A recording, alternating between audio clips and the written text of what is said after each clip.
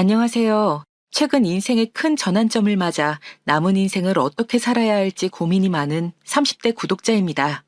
한편으론 최악의 상황으로 치닫기 전에 만난 은인 덕분에 구사일생한 것에 감사하면서도 다른 한편으론 왜 내게 이런 일이 일어나야만 하는지 세상이 많이 원망스럽고 답답하네요. 누구보다 믿고 의지했기 때문에 결혼을 약속했는데 그 남자로부터 철저하게 이용당하고 배신당할 뻔한 제 사연. 지금 들려드릴게요. 여자 나이 32, 부모님 주변 분들로부터 혼기가 꽉 찬 내 소리를 들은 지 어느덧 2년. 요즘 세상에 그렇게 빨리 결혼하는 사람이 대체 어디 있냐며 버팅기던 제게도 운명 같은 사람이 나타났습니다. 적어도 그때는 운명이라고 믿었죠. 박정우. 그 인간하고는 골프클럽에서 처음 만났어요. 저희 클럽은 기본 연회비가 1,000만 단위였기 때문에 어지간한 살림으로는 감당이 안 되는 곳이었어요. 게다가 가입을 위해서는 기존 회원 5명 이상의 추천과 사회적 평판도 필요했죠. 한마디로 말하자면 신분이 어느 정도 보장된 사람들만 가입할 수 있는 곳이에요. 네, 저는 사람들이 흔히 말하는 재벌집 둘째 딸이에요. 날 때부터 입에 금수저를 물고 태어났죠. 아니, 다이아 수저라고 해야 할까요? 계절마다 머무는 별장이 전국 곳곳에 있을 정도였으니 결코 평범하다고 할 수는 없었죠. 저희 3남매를 끔찍이도 아끼는 부모님 덕분에 어린 시절부터 지금까지 과분한 생활을 계속해올 수 있었네요. 저는 아파트에 살아본 적이 없어요. 언제나 담벼락이 높고 봄, 가을마다 새로운 꽃이 풍성하게 피어나는 마당 넓은 집에 살았죠. 어린 시절부터 최근까지 쭉 살던 집은 서울 땡땡동에 있었어요. 하나같이 2미터는 훌쩍 넘는 담벼락으로 둘러쳐진 집들이 모여있는 동네예요. 그땐 몰랐지만 꽤 유명한 동네라고 하더라고요. 은퇴한 정재계 인사나 퇴역 장군들이 많이 사는 동네라나? 현역에 계신 분들이 명절 인사를 올 정도라는 사실을 얼마 전에야 알았네요.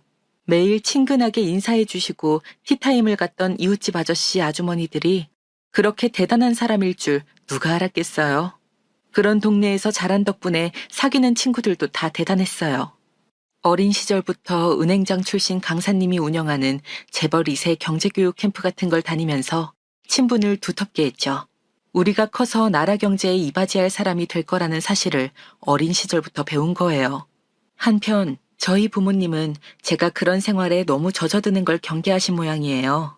제가 쓸 수 있는 한도 무제한의 카드를 주시기보다는 제 앞으로 적금을 넣거나 주식을 넣는 것으로 본인들의 사랑을 대신 보여주셨어요. 대신 적당한 용돈을 매달 월급처럼 받았답니다. 동네 친구들에 비해서는 적은 금액이었지만 또래 평균 용돈보다는 월등히 높은 금액이었을 거예요. 사립고등학교를 졸업하고 대학에 갓 입학했을 때 제가 막연히 생각하고 있던 것보다 저희 아버지 어머니가 대단한 분들이란 걸 깨달았어요. 여기 최진주 학생 있나? 강의 중인 강의실 문이 벌컥 열리면서 누군가 제 이름을 부르시는 거예요. 강의 중이신 교수님께 죄송스럽고 또 제 이름이 불렸단 민망한 마음에 얼굴이 빨개지면서 손을 들었어요. 저 여기 있습니다. 강의 중이던 교수님께 한 소리 들을 각오까지 했는데 의외로 교수님은 아무렇지 않으셨는지 친절하게 웃으면서 제게 손짓하시더군요. 최진주 학생, 급한 일인 것 같으니 다녀와. 알고 보니 문을 열고 들어오신 분이 저희 학교의 총장님이셨더라고요. 그것도 모든 교수님들의 존경을 한 몸에 받으시는 진짜 멋진 총장님이요. 그제야 인자하게 미소를 보이시던 교수님의 태도가 이해가 갔어요. 저 혹시 무슨 일인지 먼저 알 수 있을까요? 깨끗하게 잘 닦인 복도를 따라 말없이 걷던 제가 여쭈었어요. 그러자 총장님은 웃으면서 제게 이렇게 말씀하시더라고요. 일단 총장실에 가서 이야기하지. 저는 혹시나 제가 저도 모르게 잘못한 게 있는지 두근거리면서 총장님을 따라 걸었어요. 그리고 도착한 총장실에는 반가운 얼굴이 앉아 있었는데요. 진주야! 어머니였어요. 저는 너무 놀라서 소리를 지를 뻔한 걸 겨우 참았네요. 아직도 그때만 생각하면, 엄마!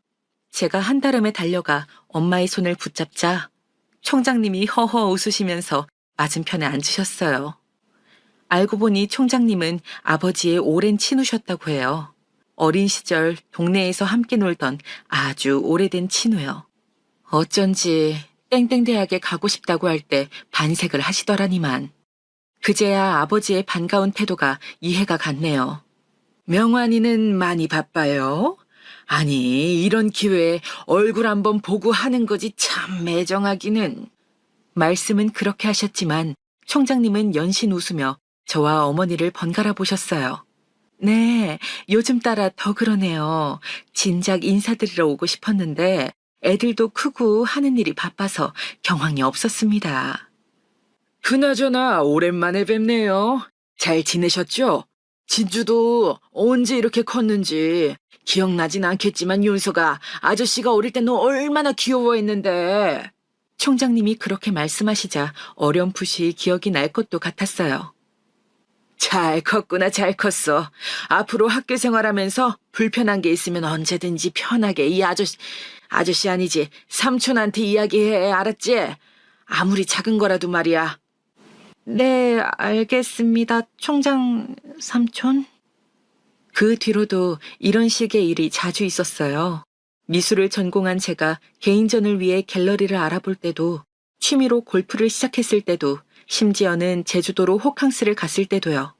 아버지의 지인 혹은 친구라는 분들이 들러서 편의를 봐주셨어요. 인생이 완전히 이지 모드였다고 볼 수 있죠. 어린 시절부터 개인 과외를 받아온 덕분에 수능도 부담 없이 볼 수 있었고, 남들은 다 겪는다는 취업 스트레스, 압박 면접에 대한 불안, 불투명한 미래에 대한 두려움 같은 건 모조리 스킵할 수 있었거든요. 딱 하나, 인간관계만 빼고요. 저는 아버지처럼 인간관계가 그리 좋지를 못했어요. 어린 시절 동네에서 사귄 친구들이나 골프클럽에서 만난 친구들을 제외하고는 그닥 친하게 지내는 사람이 없거든요. 대학에서 만난 친구들은 그 시절에만 반짝 잠시 친했다가 졸업하면서는 등을 돌리게 되었고, 사회에 나와서 사귄 사람들 중에서도 끈끈해지는 경우는 몇 없었어요. 그런 실정이다 보니 연애다운 연애 한번 해본 적이 없었죠. 몇 번 데이트를 해본 적은 있어요. 그런데 끝내 잘 되지는 않더라고요. 그러다 뭐에 홀렸는지 박정우, 그 인간을 만나게 되었고, 이지 모드였던 제 인생은 순식간에 하드 모드로 접어들게 되었답니다. 처음엔 저희도 남들 하는 것처럼 평범하게 연애를 했어요. 영화 보고 호캉스 가고 맛있는 거 먹으러 다니고 뭐 그런 거요. 워낙에 친구 없는 외로운 삶을 살았다 보니 부모님 외에 이렇게 의지가 되는 사람은 처음이었어요. 무슨 일이든 괜히 상의하고 싶고 힘들 때 투정 부리고 싶고 그런 사람이요. 그런데 이제와 돌이켜 생각해보니 어느 시점부터 그 인간이 미묘하게 변하기 시작하더라고요. 데이트 비용 계산을 제게 슬쩍 미룬다거나 제가 가진 유동 가능한 현금을 슬쩍 떠본다거나 그런 거요. 처음엔 요즘 사업이 많이 어려운가 싶었어요. 이 사람도 저희 골프클럽 회원이다 보니 적지 않은 자산을 운용하고 있었거든요. 그렇지만 아무리 좋아하고 사랑한다고 해도 결혼도 하지 않은 사람에게 저런 걸 오픈하는 건 아니다 싶어서 애둘러 말을 돌렸어요. 대신 데이트 비용은 시원시원하게 결제했죠. 그러던 어느 날 이 남자가 그러더라고요. 결혼하자고. 진주야, 나 이제 30대 중반이야. 진주도 30대가 되었고 언제까지 애들처럼 연애만 할 순 없는 노릇이잖아. 우리 서로 좋은 마음 가지고 있고 살림을 합치기에 경제력이 부담되는 것도 아닌데 더 미룰 필요가 있을까?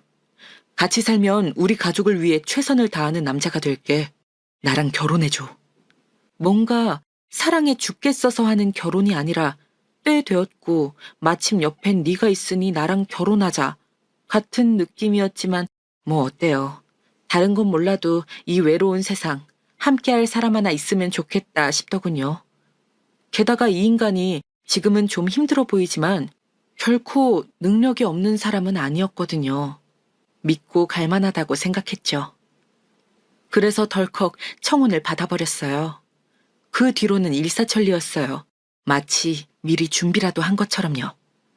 시댁 식구들에게 인사드리러 갈 날짜도 잡고 저희 집에 인사드리러 올 날짜도 잡고 아, 결혼은 한쪽이 밀어붙여서 정신없이 흘러가야 된다더니 그게 이런 뜻이구나 싶더군요. 그렇게 시댁에 인사를 드리러 가기로 한 날이었어요. 원래는 박정우 그 인간이 데리러 오기로 했었는데 저를 맞이하기 전에 해결해야 할 중대한 일이 있다면서 자기 운전기사를 보내주더군요. 조금 서운했지만 어쩔 수 있나요? 사업하는 사람인데. 그럴 수도 있죠. 저는 나를 미루자고 해봤지만 조금만 시간을 주면 해결할 수 있다면서 걱정 말고 오라더라고요. 일단 알겠다고 답장을 보내고 기사님을 기다리는데 자꾸만 마음이 싱숭생숭했어요. 이게 맞나 싶은 거죠. 결혼하기 전에 우울증이 그렇게 온다더니 나도 다를 거 없구나 하고 아무렇지 않은 척 넘겨보려고 했어요. 그러다 기사님이 도착하시고 저는 남편이 보낸 차에 탔죠. 몇 번인가 오며 가며 뵌 적이 있는 분이라 마음이 불편하진 않았어요. 안녕하세요, 사모님. 강남 본가로 모시겠습니다. 네, 기사님, 안녕하셨어요. 잘 부탁드려요. 축하드립니다. 기쁘시겠어요. 기분이 상한 게 티가 났는지 기사님이 예의상 안부를 물어주시더라고요. 긴장된 마음을 풀어주시려고 그러시나 보다 하고 웃으면서 말을 받았죠. 네, 조금 싱숭생숭하고 떨리고 이상하긴 하네요. 기사님은 어떠셨어요? 결혼하실 때요. 기사님께 아들이 있다는 사실을 알고 있었거든요. 예전에 박정우 그 인간이 집에 돌아가야 하는데 기사님이 아들 학교 행사 때문에 하루 일을 쉬어서 자기가 직접 운전해야 한다고 했던 적이 있었어요. 행복하다는 말로는 다 표현할 수 없을 만큼 행복했죠. 아내는 너무나도 아름다웠고 저는 모든 걸 다 가진 기분이었습니다. 지금 생각해도 눈시울이 붉어지려고 하는군요. 아내가 그렇게 황망히 가버리지만 않았으면 좋았을 텐데. 마지막 말은 처음 듣는 거라 너무 깜짝 놀라고 말았어요. 제가 큰 실례를 저지른 거잖아요. 죄송스러운 마음에 기사님께 사과를 드렸어요. 그러셨구나. 좋은 곳으로 가셨을 거예요. 괜한 거 물어봐서 죄송해요. 기사님은 한참 말이 없으셨어요. 백미러로 살짝 보이는 얼굴이 슬퍼 보이더군요. 그래서 잠자코 기다렸어요. 기사님이 슬픔을 잘 갈무리할 때까지요. 얼마나 달렸을까요? 기사님이 제게 의미심장한 말을 꺼내시더군요. 사모님, 이번 주 일요일 날 저녁 8시예요. 함남동에 있는 땡땡바에 가보세요. 아무것도 묻지 마시고요. 3번 테이블 예약하시고 8시에 맞춰서 도착해 계세요. 그러면 30분쯤 어떤 사람들이 옆 테이블로 올 겁니다. 그리곤 잠깐 숨을 돌리고 이야기를 이었어요. 제 말을 믿든 말든 사모님 마음인데요.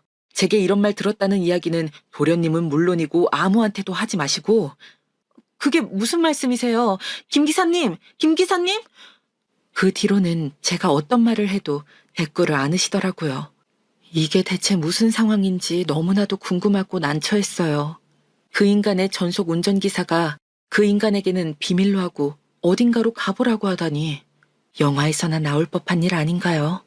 저는 떨떠름한 마음을 안고 시댁에 도착했어요.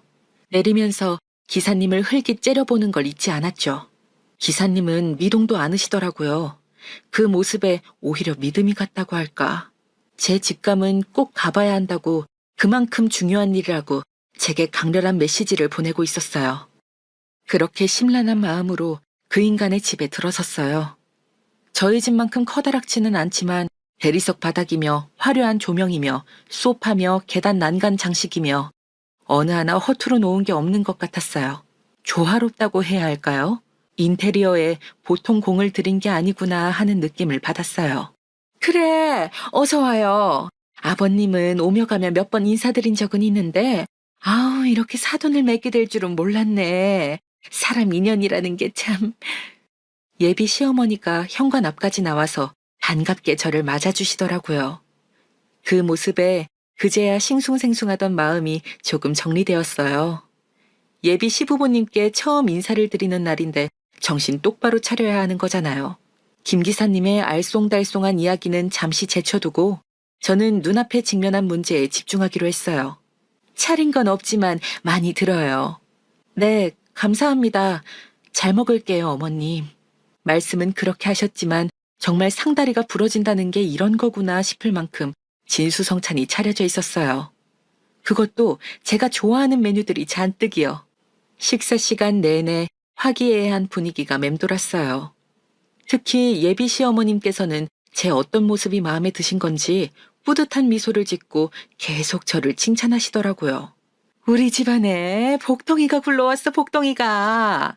식사가 끝나고 집을 나서는 순간까지도 그렇게 말씀하시는데 약간 당황스럽더라고요. 물론 예쁘게 봐주신 것은 정말 감사하지만요. 그런데 칭찬을 받을수록 더 긴장이 되어서 덕분에 그날 밥을 입으로 먹었는지 코로 먹었는지 기억도 나질 않네요.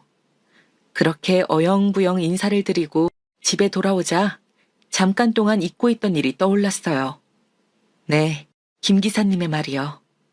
대체 뭘 보여주기 위해서 일요일 8시를 기약한 걸까? 내가 꼭 알아야 할 어떤 비밀이 숨겨져 있는 건 아닐까? 그런 생각이 어지럽게 떠다녔어요. 김 기사님의 태도를 보아하니 정말 중요한 일 같았거든요. 덕분에 일요일까지 얼마나 두근거렸는지 몰라요. 그렇게 긴 5일은 난생 처음이었어요. 뭘 해도 손에 안 잡히고 마음이 붕 떠서 싱숭생숭하더라고요.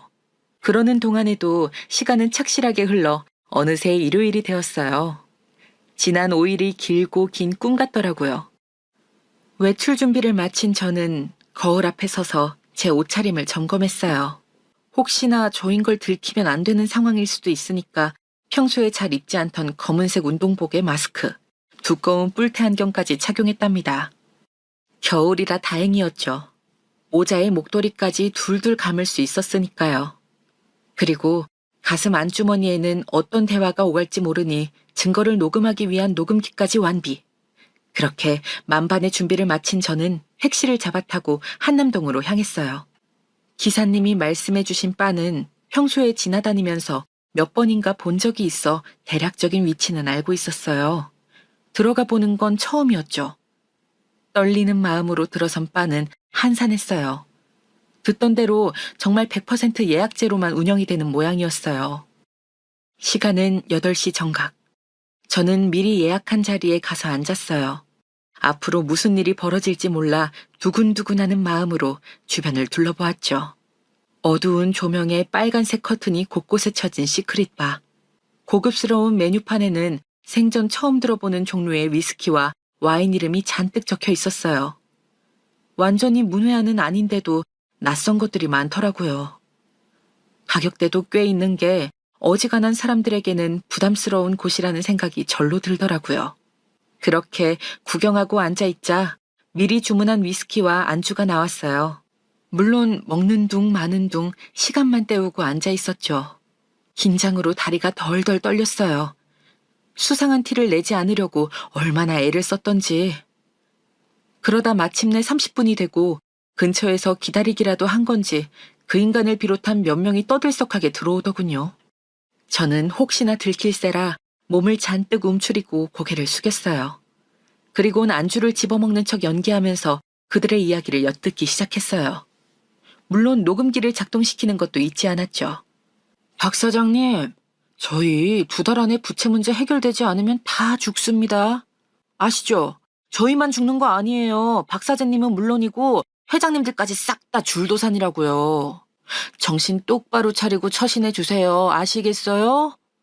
험상궂게 생긴 남자가 말했어요. 주변 사람들은 동의하듯이 고개만 끄덕이더라고요. 아마 사전에 미리 말을 맞추고 온 것 같았어요. 당황한 것은 박정우 그 인간뿐이었어요. 알죠. 잘 알죠. 알다마다요. 사장님들, 마지막으로 저 한 번만 믿어주세요. 제가 다 해결할 수 있습니다. 이미 작전 돌입했어요. 저 아시잖아요. 지금이야 위기지만 잘해오지 않았습니까? 저만 믿어주세요. 난생 처음 보는 비굴한 말투로 이야기하더군요. 요즘 사업이 많이 힘든 것 같더니만 파산이니 뭐니 이야기가 오가는 지경까지 되다니 조금 심란했어요. 아닌 게 아니라 저 인간 심성은 몰라도 사업 하나는 잘 해왔거든요. 골프클럽에도 건너 아는 지인들이 있을 거잖아요? 그들에게 듣기로는 집안이 원래 부자였던 것도 있는데 어린 나이에 사업 전선에 뛰어들어 유망한 IT 스타트업 몇 개를 맡아 성공적으로 운영해왔다고 해요. 집안 어르신들의 도움 없이 말이죠. 아마 평범한 집에 태어났어도 자수성가했을 거라고 사람들이 말하더군요. 그런 다부진 능력 하나 믿고 결혼을 약속했는데 저런 모습이라니. 그런데 저도 모르게 그 인간을 좋아하긴 했나 봐요. 실망스럽다기보다는 안쓰러운 마음이 먼저 들더군요. 문제가 뭔지는 몰라도 조금만 지원해주면 다시 잘할 수 있을 거라고 생각했고요. 진심으로 그랬어요. 조만간 허심탄회하게 이야기해봐야겠다고 저 혼자 마음을 다잡았죠. 그래도 결혼하기로 마음먹고 부모님께 인사까지 드렸는데 사업이 힘들다는 이유로 이제 와서 남처럼 돌아설 수는 없는 노릇이잖아요. 저 이래봬도 의리 하나는 어마무시하거든요. 혼자 그런저런 생각을 하고 있는 동안에도 사람들은 박정우 그 인간을 압박했어요. 그러다 자리가 마무리되고 그 인간 혼자 남았죠. 어떻게 해야 하나, 먼저 일어나야 하나 기다려야 하나 고민하고 있는데 또 누군가가 들어오더군요. 여기요, 여기. 박정우 그 인간이 손을 들어 반갑게 맞이했어요. 이번엔 또 누군가 싶어서 이야기를 엿듣는데 글쎄 이런 대화를 나누고 있는 거예요. 인사도 드렸겠다. 최대한 빨리 결혼식 올릴 거예요. 진주 얘가 조금 까탈스러워서 생각보다 오래 걸렸네요. 결혼 전에는 명의 이전을 할 수 없다나 뭐라나. 아무튼 이제 결혼만 하면 일사천리예요. 결혼만 하면 회사를 자기 명의로 돌리겠다고 했으니까요. 아시죠? 이번 작전. 최 이사님 역할이 가장 중요한 거요. 네, 사장님. 잘 알고 있습니다. 상황이 심상찮아요. 투자자들의 돈으로 틀어막듯이 여기저기 돌리고는 있지만 절망적이라고요. 아직까지는 지난날 해온 것들이 있어서 그나마 목숨 걸고 버티고 있는데 오래 가지는 않을 거예요. 벌써부터 저희 상황 눈치채고 하나 둘씩 빠지려는 눈치예요. 투자자들 빠져나가기 시작하면 모래성 되는 거 한순간인 거 잘 아시죠? 회사 부도 얘기를 하다가 갑자기 여기서 회사 명의 이야기가 왜 나오는 건지 저는 알 수가 없었어요. 안 그래도 박정우 그 인간이 결혼 이야기가 나오기 전부터 제게 은근히 회사 명의 이전 이야기를 흘렸거든요. 세금 문제다 뭐다 하면서 본인이 키운 스타트업 하나를 제게 넘기려고 했어요. 잘 키운 회사라 제게도 도움이 될 거라면서요. 저는 결혼한 사이면 몰라도 그냥 사귀는 사이에서는 절대 받을 수 없다 하면서 극구 사양했고요. 그게 상식적이지 않나요? 누가 덜컥 회사 대표 자리를 맡아요. 그 뒤로 얼마 지나지 않아서 프로포즈를 받은 건데 그게 다 연관이 있을 줄은 몰랐네요. 일단 뱉은 말이 있으니 회사 명의 이전도 긍정적으로 생각해 보겠다곤 했거든요. 그런데 끝이 아니더군요. 더 놀라운 이야기는 최 이사라는 사람의 입에서 나왔어요. 네, 사장님. 이쪽 방면에 프로들로 섭외해놨습니다. 걱정 마세요. 거사 치르고 바로 해외로 뜰 겁니다. 사고로 처리될 테고요. 운 나쁘면 발각될 수도 있지만 범인들은 이미 한국에 없는 시나리오로 갈 겁니다. 저는 아까보다 더한 충격에 심장이 덜컥 내려앉았어요.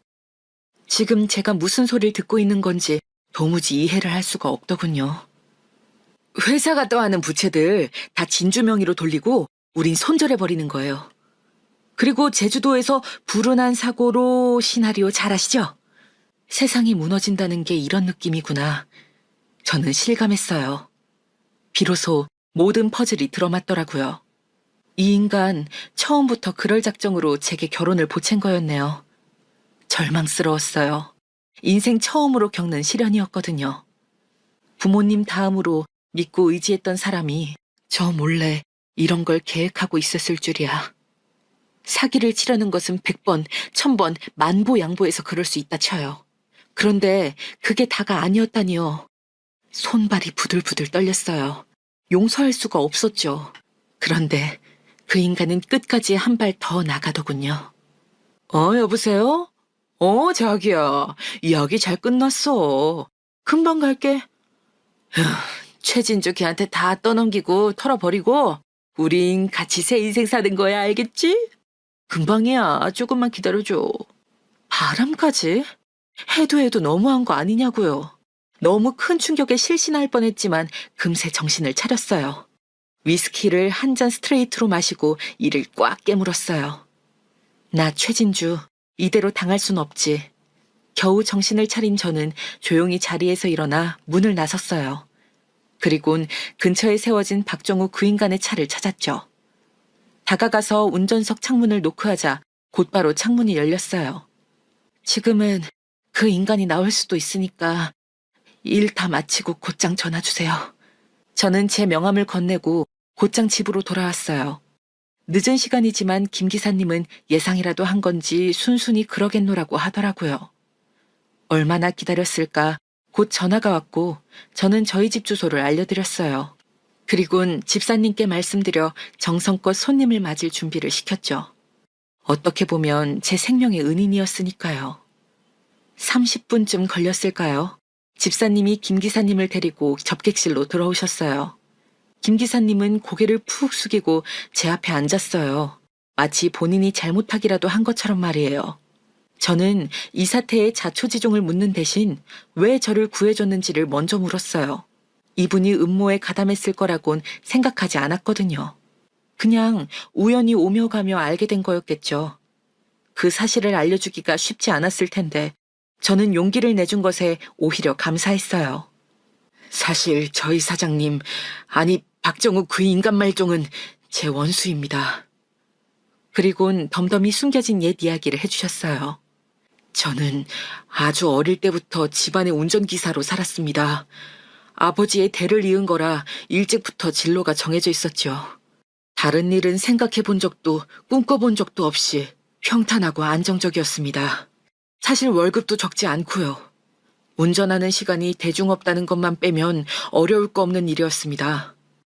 외출하지 않으시는 날에는 제 할 일을 하면서 쉬면 되었고 하루에 길어야 2~3시간 운전하는 날이 많았습니다.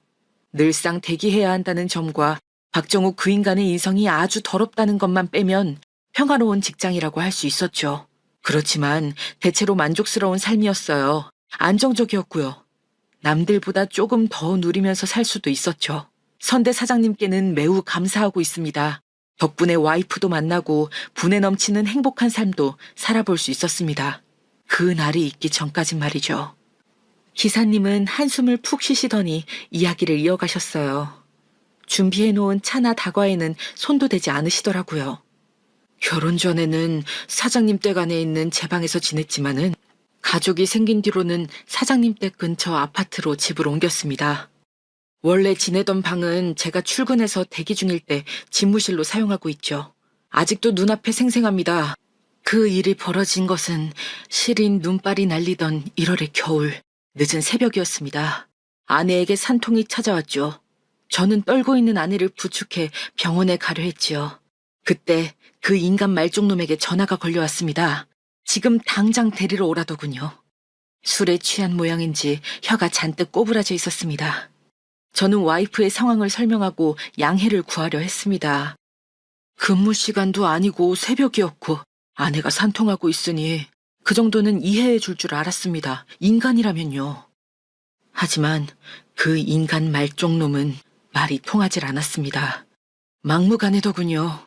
이대로 때려칠까 했지만 다른 인생은 생각해 본 적도 없기 때문에 망설여지더군요. 제가 못났죠. 와이프는 그런 제 상태를 알았는지 자기는 괜찮다고 앰뷸런스만 불러달라고 하더군요. 그때 그 말을 듣는 게 아니었습니다. 저도 박정우 그 인간 말종을 욕할 자격이 하나도 없어요.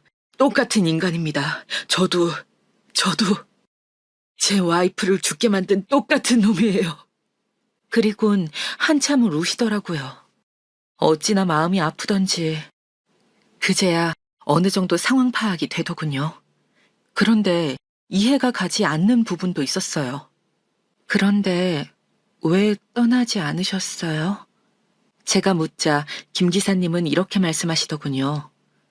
복수하기 위해 10년을 참았습니다. 그 집을 떠나면 영영 복수할 기회가 없을 테니까요. 장거리 운전을 할 때면 몇 번이고 충동에 휩싸입니다. 이대로 바다로 처박힐까 그런 충동이요. 그런데 집에 있는 아들이 눈에 밟혀서 그러질 못했습니다. 저는 어떻게 해야 할까요? 이제야 이해가 되더군요. 저를 살려준 이유도 10년간 참고 그 밑에서 일해온 이유도요. 저는 김 기사님께 나지막히 말씀드렸어요. 기사님, 저를 살려주신 게 단순히 좋은 마음에서인지 제게 뭔가를 바라서인지 저는 잘 몰라요. 그렇지만 이것만은 말씀드리고 싶네요. 사람 잘 보셨어요.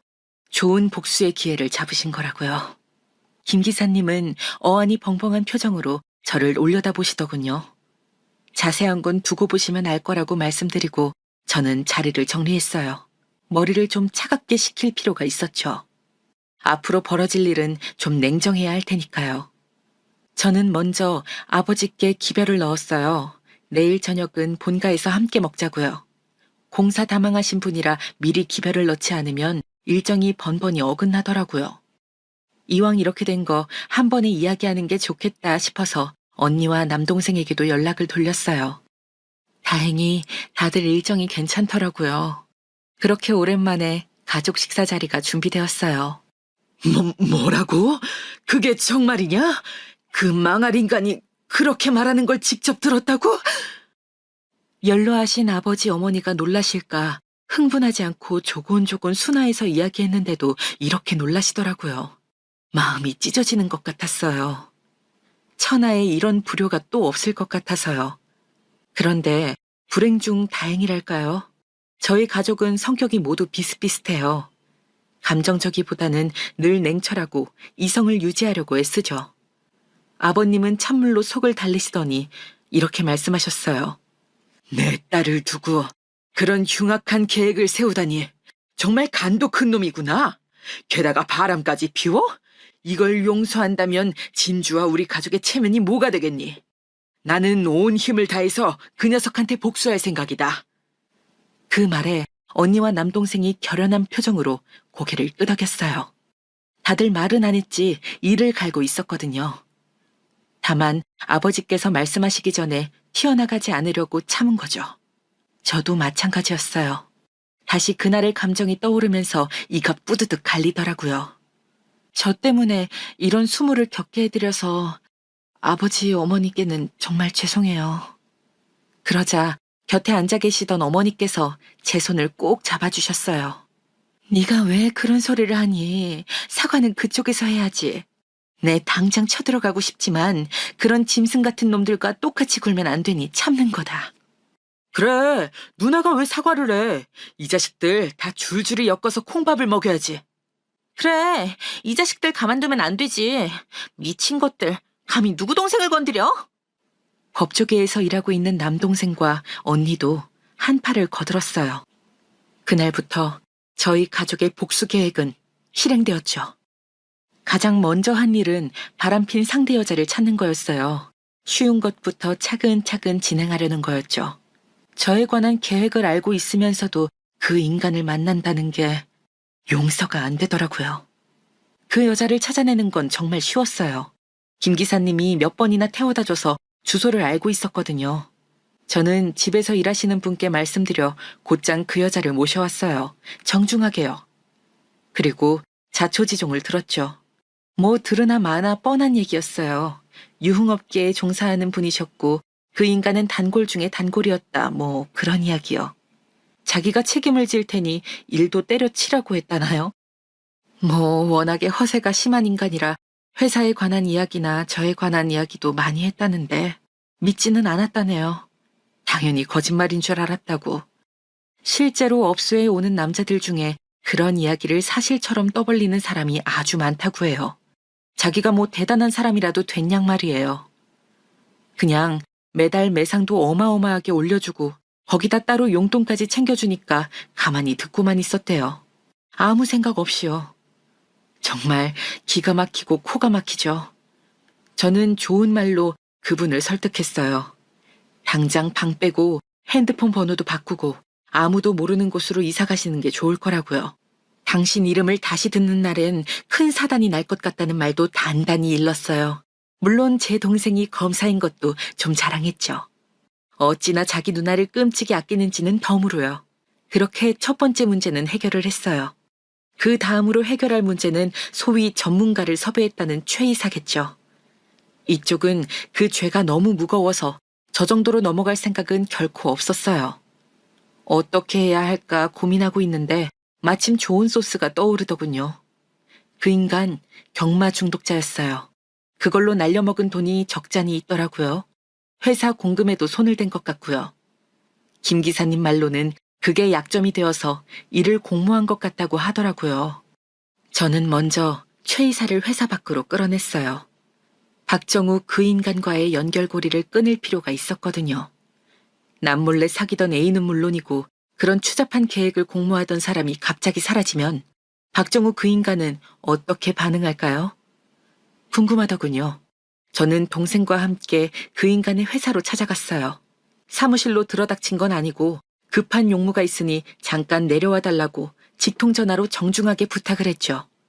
물론 저에게 전화가 온 건 비밀로 하는 게 신상에 좋을 거라고 또 당부를 했죠. 한 5분쯤 기다렸을까요? 사색이 된 최 이사가 헐레벌떡 내려오더군요. 제게 지은 죄가 있어서 그런지 신세계 조치를 못했어요. 저는 먼저 운을 뗐어요. 그 인간 만나는 여자가 있더라고요. 아마 요즘은 연락이 안 될 텐데 뭐 들은 소식 없으세요? 저는 최 이사가 이 사실까지 모조리 알고 있다는 가정하에 말을 꺼냈어요. 그리고 예감은 적중했죠. 제가 은근히 흘린 말을 어떻게 해석한 건지 몸을 사시나무 떨듯이 떨더라고요. 그리곤 죄송합니다. 제가 죽을 죄를 졌습니다. 바로 무릎을 꿇더라고요. 아마 그 여자를 제가 어떻게 한 거라고 착각한 모양이지만 굳이 그 오해를 제가 풀어줄 필요는 없겠죠? 저는 보는 눈이 많은 곳에서 추잡하게 굴지 말고 얼른 일어나시라고 체근했어요. 그러자 또 바로 벌떡 일어나더라고요. 그러고 있는 꼴을 보니까 너무 화가 치밀었어요. 감히 그런 추잡한 계획을 꾸미다니요. 제가 아니었으면 누구든 그대로 당해버렸을 거잖아요. 저는 그 인간을 골목으로 끌고 가서 녹음 파일을 틀었어요. 네, 그 추잡한 계획이 그대로 담겨있는 녹음본이요. 네, 사장님. 이쪽 방면에 프로들로 섭외해놨습니다. 걱정 마세요. 거사 치려고 바로 해외로 뜰 겁니다. 사고로 처리될 테고요. 운 나쁘면 발각될 수도 있지만 범인들은 이미 한국에 없는 시나리오로 갈 겁니다. 이거 아무리 들어도 저에 대한 청부 같은데 맞죠? 이거 어쩌죠? 제가 다 알아버려서요. 이쪽에서도 프로를 고용하는 수밖에 없을 것 같은데. 그러자 최 이사는 거의 울 지경이 되어서는 몸을 벌벌 떨었어요. 그 꼴이 너무 보기 싫어서 정강이를 구두 끝으로 힘껏 차버렸어요. 그리고 뺨을 올려붙였죠. 거지 같은 놈들이 어떻게 이런 계획을 꾸며? 니들이 인간이니? 인간이야? 얼마나 후드럽했을까요. 몸을 좀 움직이니까 분이 조금은 풀리더라고요. 얻어맞으면서도 한마디도 못하는 최 이사에게 말했어요. 이 돈 가지고 당장 꺼지세요. 회사는 물론이고 당신 가족들과도 연락 끊으시고요. 만나는 애인도 따로 있죠? 그쪽과도 연락 금지입니다. 만약에 댁에서 실종 신고가 접수되지 않으면 몰래 연락하고 있다는 뜻으로 알고. 그러니까 일 크게 만들지 말아요, 우리. 조만간 연락 드릴 테니까 지방 어딘가에 가서 숨어 사세요. 아참, 뉴스 꼭 챙겨보시고요. 통장에 있는 돈이나 카드도 절대 쓰면 안 되는 거 알죠? 실종이잖아요, 실종. 저는 노잣돈이라고 생각하고 현금 200만 원을 최 이사의 얼굴에 뿌려줬어요. 적당히 한 달은 숨어 있을 수 있겠죠. 그렇게 잠적해버린 최 이사는 후에 본인이 해먹은 공금에 대한 책임 회피를 위해 잠적, 보주 중인 것으로 수배 내리면 될 일이었어요. 깔끔하잖아요. 앞뒤도 딱 들어맞고요. 이제 남은 건 그 인간과 공모한 또 다른 인간이 있는지 샅샅이 찾아내 잘잘못을 가리는 일이겠죠. 저는 일단 아무것도 모르는 행세를 했어요. 다 이루었다고 착각할 때 나락으로 떨어뜨려야 통쾌한 복수가 될 것 같았거든요. 그 뻔뻔한 낯짝을 보고 웃어야 한다는 게 괴롭긴 했지만 어쩌겠어요. 가장 확실한 복수를 위해서 참아야죠. 대신 소소하게 애태우는 재미는 확실하더라고요. 회사 명의 변경에 혹하는 듯 연기하다가 다음 날에는 또 못하겠다고 하다가 그런 식으로요. 아주 안달을 내더라고요. 어떻게든 제게 잘하려고 하고 비위를 맞추려는 게 눈에 보이기 시작했어요. 지난 주말에는 압구정, 청담, 강남을 돌면서 하지도 않을 결혼식장 예약과 입지도 않을 드레스 예약도 정성껏 했어요. 물론 가장 비싼 것으로요. 비용은 그쪽에서 지불했죠. 신혼여행지 예약도 했답니다. 하도 충격적인 상황이라 어이가 없어서 그런지 이젠 슬프지도 않더라고요. 심지어는 나름 재미도 있었어요. 좋아하는 꼴을 보면서 언제 나락으로 떨어뜨려 줄까 하고 일을 가는 거요. 박정우 그 인간은 저와 함께 있는데도 불구하고 계속 애인한테 전화 연락을 시도하더라고요. 최 이사한테도 연락을 하려는 것 같았고요. 물론 받을 리가 없겠죠. 제가 어떤 사람인지 확실하게 보여주었으니까요. 애타는 모습을 옆에서 지켜보는데 얼마나 가짠턴지. 갈수록 초조했는지 급한 일이 생겼다면서 허겁지겁 떠나는데 우습더라고요. 한때나마 결혼을 생각했던 사람이 저런 사람이었을 줄은 몰랐으니까요. 그 뒤로 김 기사님과는 주기적으로 연락하고 있어요. 서로의 복수를 위해서 긴밀하게 움직이기로 한 거죠. 그 여자가 완전히 떨어져 나간 것도, 최 이사가 제 말대로 완벽하게 잠적한 것도, 박정우가 잠적한 최 이사를 의심하고 있는 것도 김 기사님을 통해서 듣게 되었어요. 박정우 같은 인간은 주변에서 일하는 분들을 무슨 NPC 취급하기 때문에 자기도 모르게 비밀을 술술 털어놓거나 긴급한 전화통화도 아무렇지 않게 해버리거든요. 최측근을 통해 열애설이 나거나 불화설이 나는 이유도 바로 그 때문이죠. 박건우는 차를 타고 이동하면서 그런 중대한 사안을 많이 결정했어요. 회사에 관한 것부터 연애에 관한 것까지요. 가장 깊숙하고 가까운 곳에 제 스파이가 있을 줄은 상상도 못했겠죠. 김 기사님은 같은 편이 된 기념으로 박정우의 비밀 몇 가지를 더 알려주었어요. 오늘 사연에 언급해야 할 가장 중대한 비밀은 그거겠죠. 과연 이 일에 누구누구가 연루되어 있는가. 사안이 사안이다 보니 비밀 엄수를 철저히 했던 모양이더라고요. 김 기사님이야 앞서 말한 이유도 있는데다가 또 2대째 모시고 있기도 해서 신임이 두터웠던 모양이에요. 일단 아버님은 모르고 계신 게 거의 확실하다고 했어요. 부도를 거의 기정사실로 생각하시고 여러모로 준비하고 계시다고 했거든요. 게다가 박정우 그 인간이 아버님과 통화할 때는 특히 야단을 맞고 혼나고 있었다고 해요. 회사 부도에 대한 책임을 지라면서요. 그런가 하면 어머님은 모든 것을 다 알고 계셨대요. 아니, 알고 계신 게 다가 아니라 둘이 모의를 한 거죠. 처음부터 함께 계획을 짠 거예요. 처음 집에 초대받아 갔을 때 보여준 친절하고 다정한 모습이 다 그런 이유에서였다니 정말 세상에 믿을 사람 하나 없네요.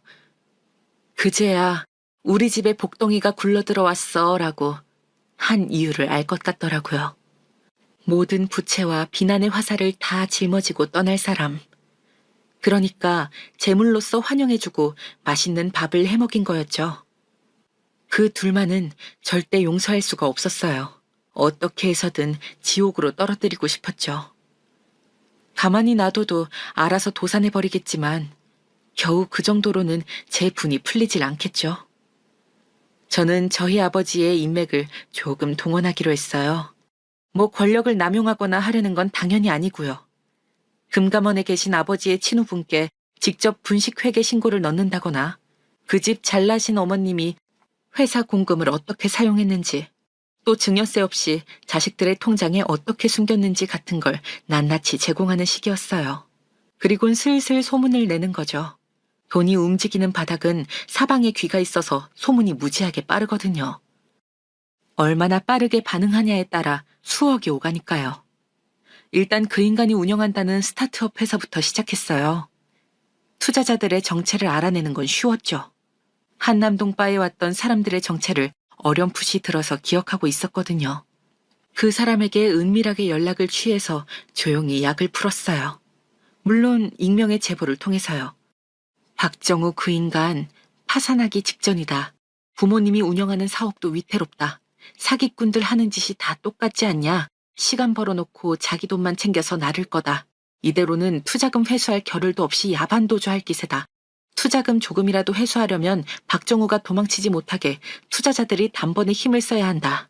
채 며칠이 지나기도 전에 반응이 오더군요. 투자자들이 침묵을 도모하는 자리라고 속이고 박정우를 불러낸 거예요. 네가 달아나려는 속셈이 너무 뻔하니 당장에 투자금을 돌려내라는 거였죠. 투자자 중에 꽤나 험한 일을 하는 사람도 있었던 모양이에요. 며칠 연락두절이 됐다가 돌아온 그 인간. 호운이 빠졌더라고요. 김 기사님에게 몰래 전해 듣기로는 신체 포기각서 같은 걸 썼다나? 회사는 곧 파산 절차에 들어갔어요. 법원에 파산 신청을 하기 전에 붙들리는 바람에 현금화할 수 있는 건 모조리 팔아서 끌어다 갚은 모양이더라고요. 물론 부족한 돈은 자기 부모님이 운영하는 회사에서 끌어왔고요. 더 모자라는 돈은 각서로 대신했겠죠. 그 사단이 끝나자마자 이번에는 금감원에서 쳐들어갔어요. 모든 사업이 올스탑. 그간 회사에서 해먹은 게 생각보다 훨씬 많더라고요. 모르긴 몰라도 조만간 강남의 그 으리으리한 집도 경매에 넘어갈 거였어요. 말 그대로 거리에 나앉는 거죠. 차까지 중고로 내놓았더라고요. 차가 없으니 운전기사도 필요 없어졌겠죠. 김 기사님도 당연한 수순으로 정리해고를 당하셨어요. 차라리 잘 됐죠. 침몰해가는 배에 같이 타고 있을 필요는 없으니까요. 평생을 운전기사만 해왔고 다른 일은 해볼 생각조차 안 해봐서 막막하지만 그 인간의 몰락을 가장 가까이서 지켜볼 수 있어서 만족합니다. 정말 감사합니다, 사모님. 김 기사님은 몇 번이고 제게 고개를 숙여서 감사를 표했어요. 혼자서는 결코 해낼 수 없는 복수를 대신 해주었다면서요. 그러나 이 감사는 도리어 제가 김 기사님께 했어야 하는 거죠. 아무것도 모르고 그 악귀 같은 집안에 시집을 가서 모든 부채를 떠안고 갈 뻔했으니까요. 저는 손사래를 치며 김 기사님에게 이야기했어요. 도리어 제가 감사드리죠. 제 생명의 은인이시잖아요. 그때 제게 비밀을 이야기해주지 않으셨더라면 지금 제가 저 꼴이었을 거예요. 그리고는 그 자리에서 바로 김 기사님의 통장에 1억을 시원하게 쏴드렸죠. 솔직히 제 목숨값이라고 치면 이것도 너무 가벼워요. 일단은 받아주세요. 그리고 그 인간하고 관련된 거 깨끗이 정리하시고요. 새로운 일자리가 필요하시다면 한 3달 푹 쉬시고 그달 1일부터 저희 집으로 출근하시는 거 어떠세요? 김 기사님은 참고 있던 눈물을 터뜨리셨어요. 감사합니다. 감사합니다, 사모님. 평생 모시겠습니다. 저도 든든한 제 편을 얻은 것 같아서 눈시울이 붉어지더라고요. 한편 그 지경까지 몰리자 박정우 그 인간은 제게 사정사정을 하더라고요. 돈을 빌려달라고요. 정말 추잡했죠. 그런 되도 않는 음모를 꾸미기 전에 진즉에 돈을 빌려달라고 했으면 차라리 시원하게 빌려주고 말았을 거예요. 어쨌든 결혼까지 생각하게 한 사람이니까요. 그런데 이제 와서 돈을 빌려달라니.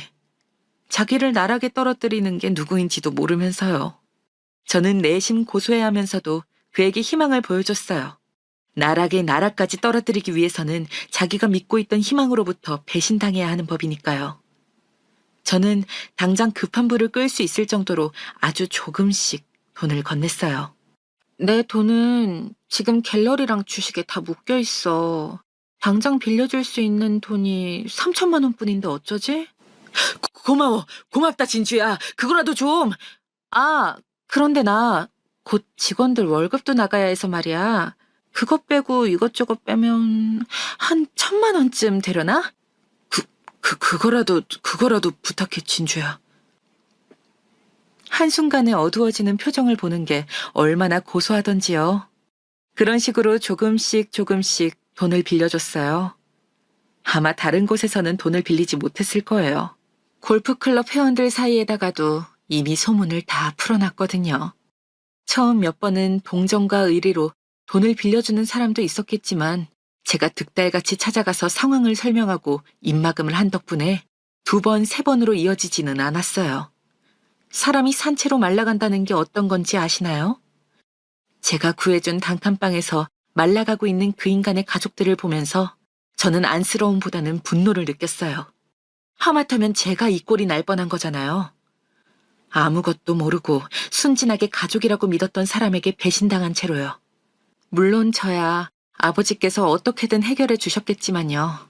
일주일에 한 번 마트에서 장을 봐가지고 그 단칸방에 갔어요. 아껴 먹으면 딱 5일 정도 먹을 수 있는 양으로요. 하루 이틀은 굶을 수밖에 없었겠죠. 그런데도 아무 불평도 하지 못하더군요. 그렇게 2달쯤 지나자 눈에 생기가 사라지더라고요. 이 정도면 저에 대한 복수는 충분히 한 것 같아서 먹고 살 구멍만 열어주기로 했어요. 어머님, 제가 가진 능력이 보잘것없어서 크게 도움이 못 되어드린 것 같아요. 죄송해요. 그런데 언제까지고 제가 이렇게 도와드릴 수도 없는 노릇이고. 아이고, 세아가. 네가 우릴 포기하면 우린 이대로 다 굶어 죽는다. 정우가 노가다라도 해서 갚아야 할 빚은 조금씩 정리하고 있으니 제발 조금만 더 시간을 다오. 저는 이쯤에서 거절하기 힘든 제안을 건넸어요. 저 사람 일용직 노가다 나가는 것도 보기 힘들고요. 해서 요 언덕 위에 작은 편의점 하나 인수할까 해요. 거기서 아르바이트 없이 가족분들끼리 돌아가시면서 일하면 그래도 제가 이렇게 도와드리는 것보단 입에 풀칠하기 좋을 거예요. 어떻게 하실래요? 저는 창밖으로 보이는 언덕을 가리키며 말했어요. 정말 가파른 언덕인데 꼭대기에 편의점이 하나 있었거든요. 쪽방촌에 있는 편의점이라 술이나 담배가 많이 팔리고 취객도 많은 곳이라 입지가 좋지 못한 곳이었어요. 그래. 살려면 뭔 짓은들 못하겠니? 고맙다. 고마워. 연신 눈물을 흘리시는데 처음 식사 자리에서 보였던 모습이 겹치면서 착잡해지더라고요. 제게 모든 걸 뒤집어 씌우려고 했던 사람인데 도와주는 게 맞나 싶기도 하고 복잡했어요. 그래도 송장 치우는 것보단 나을 것 같아서 이번만 관용을 베풀기로 했죠. 이들이 저를 어떻게 하려고 했다고 해서 저도 이들과 똑같이 할 순 없잖아요. 저는 투자금 회수만 하면 되니까 한 달에 100만 원씩만 올려주세요. 나머진 다 알아서 쓰시고요. 월세도 100만 원이니까 매달 나가야 할 돈이 200만 원이네요. 아르바이트 안 쓰고 돌아가시면서 주간, 야간 24시간 돌리면 내 가족 먹고 사는 데는 지장 없으실 거예요. 저는 가볼게요. 월세랑 투자금 늦어지지 않게 신경 써주시고요. 자세한 내용은 지금 편의점 점주를 통해서 알려드릴게요. 그럼 잘 지내세요. 설마 공짜로 차려줄 거라고 생각하신 건지 100만 원씩 투자금을 메우라는 말에 황망한 표정을 지으시더라고요. 감사함을 모르는 사람 같으니라고. 그 표정을 본 덕분에 더 후련해졌네요. 이게 불과 몇 달 사이에 일어난 일이에요. 인생 편하게 살아온 대가치고는 너무나도 가혹한 일이죠. 못해도 20년은 늙어버린 것 같아요. 후련하다면 후련하게 복수를 끝냈고 이제 다시는 연애나 결혼 같은 건 생각하기도 싫고 경치 좋은 곳에서 한두 달 푹 쉬면서 어떻게 살아야 할지 고민을 좀 해봐야겠어요. 아침 드라마보다 어질어질한 제 사연 끝까지 들어주셔서 감사해요. 비행기 시간이 다 되어가서 이만 줄일게요. 건강하세요. 안녕하세요. 저는 올해 34이 된 남성입니다. 상당히 충격적인 일을 겪었던 바가 있어 한번 털어놔 보고 싶어서 사연을 보내봅니다. 저는 결혼을 나이 30에 했습니다. 요즘으로는 늦지도 이르지도 않은 평균적인 나이였죠. 저는 원래 중소기업에 다니다가 20 후반쯤에 나와서 제 사업을 시작했는데 그리 시원치가 않았어요. 그렇다고 빚을 엄청나게 진 것은 아니었지만 벌이가 그리 좋지는 않았었죠. 간신히 먹고 살 만큼은 되는 그 정도였어요. 아내로 만난 사람은 당시 제 사업체에서 아르바이트를 하러 왔던 여성이었습니다. 단기로 사무보조 일하는 사람을 채용했는데 20 중반 정도 된 아가씨가 일을 하러 왔더라고요. 사람을 놓치고 싶지 않다는 생각이 들어서 저는 좋지 않은 재정 상태에도 불구하고 결혼을 결심했습니다. 그리고 30살 되는 해에 결혼을 했죠.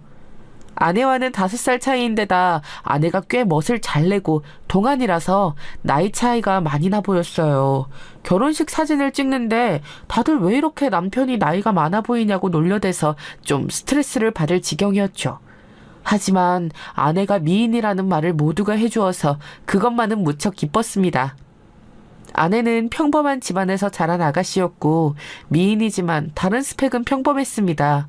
젊은 나이에 그래도 한 업체를 운영하고 있는 제가 멋있어 보였다고 나중에 수줍게 말하더라고요. 그 말이 참 저는 많이 기뻤습니다. 아등바등 작은 업체 어떻게든 굴려보겠다고 노력하고 있는데 그 모습을 좋게 봐준 사람이 제 아내라는 뜻이라서요. 아내는 소박한 사람이었고 제가 사주는 커피 한 잔에도 무척 기뻐했습니다. 옷도 브랜드 옷은 잘 사입지 않았어요. 보세 옷가게에서 사입거나 아니면 인터넷에서 저렴한 것으로 사입고 다녔었죠. 사실 아내가 자란 처가는 평범한 집이긴 했는데 학자금 대출도 있고 이래저래 좀 쪼들렸던 모양이에요. 장모님도 상당한 미인이셨는데 굉장한 멋쟁이이시기도 했고요. 장모님이 아내가 어렸을 때는 예쁜 옷을 많이 사주셨지만 그 후에 집안이 좀 기울어지면서 아끼는 습관을 들이게 되었다고 합니다. 원래 아내의 집안은 사업으로 상당히 잘 살던 시기가 있었다고 해요. 장모님이 젊었던 시절이라 그 시기에 굉장히 멋을 많이 냈다고 하니까요. 저는 그 말을 듣고 약간 아쉬웠습니다. 아내의 집안까지도 부자였으면 얼마나 좋았을까요? 하지만 거기까지는 욕심이라는 사실을 알기에 아내에게 말을 한 적은 없었습니다. 사실 미인인데다 어리고 소박하고 검소하기까지 하니 얼마나 신부감으로 완벽했겠습니까? 친구들이 저한테 아주 복받았다고 난리가 났죠. 사실 저희처럼 그리 스펙이 좋지 않은 남자들은 결혼시장에서 그리 높은 점수를 받지를 못해요. 당연히 아름다운 여성이나 성격이 좋은 여성들에게 선택받지 못할 확률도 크고요. 하지만 그 낮은 확률을 뚫고 아내와 결혼하게 되었으니 친구들이 질투할 법한 일이기도 했습니다.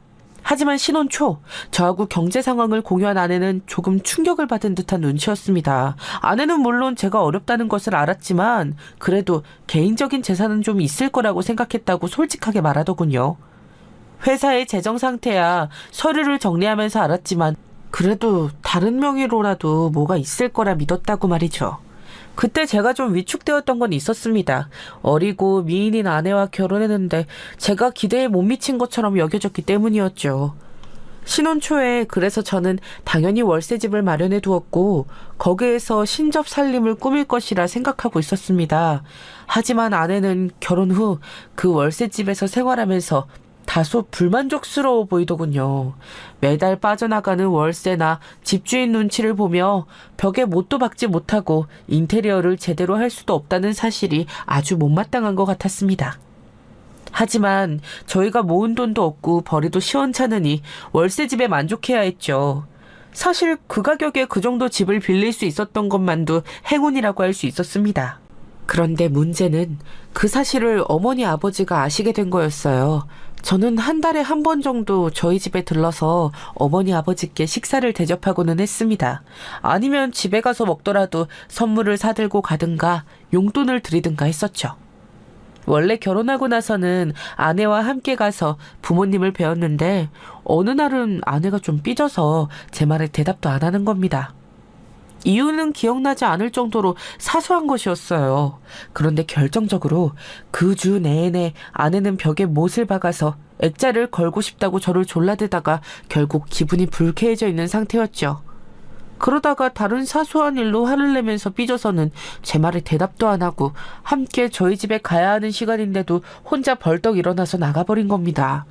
솔직히 그때는 너무 어안이 벙벙했는데 지금 따라 나가서 달래면서 저희 집으로 데리고 가면 앞으로 아내의 버릇이 너무 나빠질 것 같다는 생각이 들더라고요. 사실 결혼 후 아내가 그리 순하지만은 않다는 사실을 알게 되어서 더욱이나 그런 생각이 들었습니다. 결혼하고서 하루 이틀 살 것도 아닌데 아내하고의 기싸움에서 져서는 안 된다는 생각도 있었고요. 그래서 저는 아내를 따라 나가지 않고 그냥 혼자서 저희 집으로 갔습니다. 그런데 당연히 이 상황에 부모님이 아내는 어디를 갔는지를 여쭤보시잖아요. 그래서 저는 그냥 솔직하게 대답했죠. 아내가 월세인 것도 잘 알면서 괜히 벽에 못 박지 못한다고 화를 냈다고요. 저는 아내가 너무 이상한 곳에 화를 낸다고 일종의 하소연을 한 거였는데 부모님은 이걸 다르게 받아들이셨던 모양입니다. 그러니까 저희가 돈이 없어 집을 못 사니 아내가 그걸로 스트레스를 받는다고요. 물론 그것도 맞는 말이지만 저는 그 이야기를 하려던 것이 아닌데 부모님은 다르게 알아들으시고서는 뭔가 결심하셨던 것 같더라고요. 그 다음 주였나 결국 제가 아내의 삐짐을 이기지 못하고 달래주었더니 아내는 또 금세 풀려서 지난주에 시댁에 같이 못 갔으니 같이 가자며 저한테 안기고 애교를 부렸습니다. 어리고 예쁜 아내가 애교 부리는데 안 넘어갈 남편이 있나요? 게다가 신혼인데요. 저는 허허 웃으면서 좋다고 하면서 저희 집으로 아내와 같이 갔죠. 게다가 저희 집에 부모님 뵈러 가는 것인데 나쁠 일이 없었습니다. 그런데 저와 아내가 가서 함께 저녁을 먹고 대화를 하다가 갑자기 부모님이 서로 눈짓을 하시더라고요. 그러시더니 이야기를 꺼내셨습니다. 내가 그동안 너희가 너무 힘든 게 걱정이 되었었다. 그런데 그동안 아무래도 기회가 닥질 않아서 이야기를 못했는데. 네? 무슨 말씀을요? 너희한테 집 한 채 사주려고 한다. 예? 아니, 아버지 무슨 돈으로요? 저는 너무 놀라서 아버지를 바라봤었죠. 사실 저희 부모님은 큰 돈을 벌지는 못하셨던 분들입니다. 저와 제 동생을 키우는 데는 문제가 없었지만 딱 그 정도였죠. 특별히 호화로운 성장 환경도 아니었고 사치스럽게 살아본 적도 없었습니다. 현재 아버지와 어머니는 지방광역시에 작은 집 한 채가 더 있어서 거기에서 월세를 받아서 생활하셨거든요. 연금 조금 나오는 거랑 합쳐서요. 연세 드신 분들 두 분이 근근히 사실 정도는 되어서 부모님은 딱히 욕심은 부리지 않으셨습니다.